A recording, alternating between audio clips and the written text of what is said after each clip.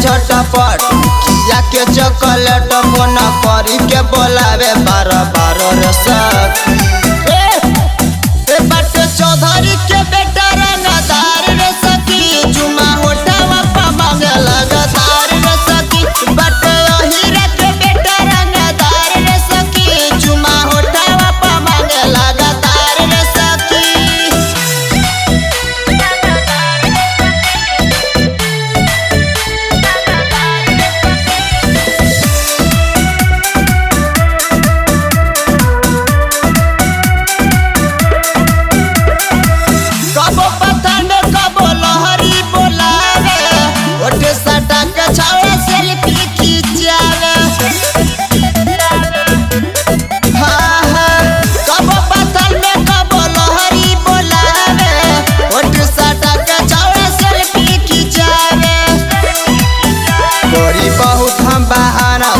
करे नहीं माना मजा मारे चाहे रोज हर बार रे सखी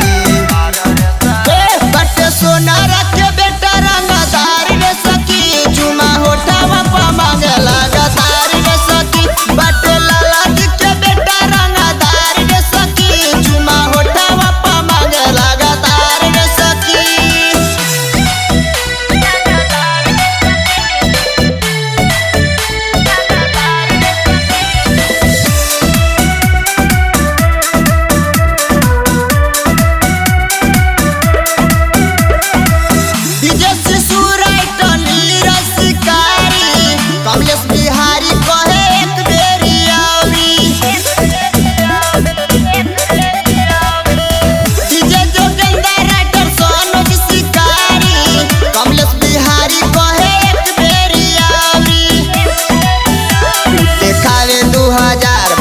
चाहेला बतार छोड़ हम के बुझे हर कमाल रे सखी।